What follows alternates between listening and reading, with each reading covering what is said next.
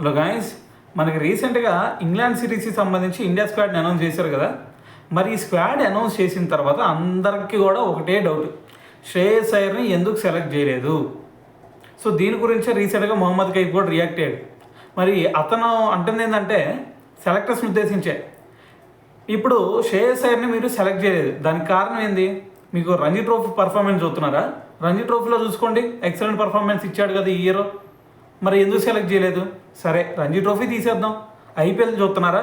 IPL చూసుకుంటే top 10 లిస్ట్లో ఉన్నాడు కదా, బ్యాట్స్మెన్ లిస్ట్లో. కెప్టెన్గా చూసినా సరే ఎంత మంచి కెప్టెన్సీ చేశాడు చూసారు కదా.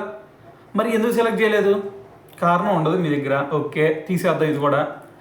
మరి దాని తర్వాత ఇంకొక ఏది మీకు ఓడీస్లో చూస్తారా? ఓడీస్లో చూసుకుంటే 2023 ఓడీ వరల్డ్ కప్ అప్పుడు స్టాండర్డ్ ఇచ్చింది ఎవరు మ్యాచ్కి? దాని తర్వాత ఛాంపియన్స్ ట్రోఫీ అప్పుడు ఎవరు ఇచ్చారు స్టాండర్డ్? ఇచ్చాడు కదా శ్రేయస్ అయ్యర్. మరి ఎందుకు సెలెక్ట్ చేయలేదు? ఇంక ఏం చూసి మరి మీకు ఇంక ఏం చూస్తారు సెలెక్ట్ చేయడానికి అని చెప్పేసి మరి మొహమ్మద్ కైఫ్ కూడా సెలెక్టర్స్ మీద ఫైర్ అవడం జరిగిందనమాట.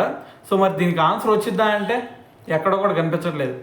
సో మరి దీని గురించి మీరేమనుకుంటున్నారు? మరి కింద కామెంట్ చేసేయండి.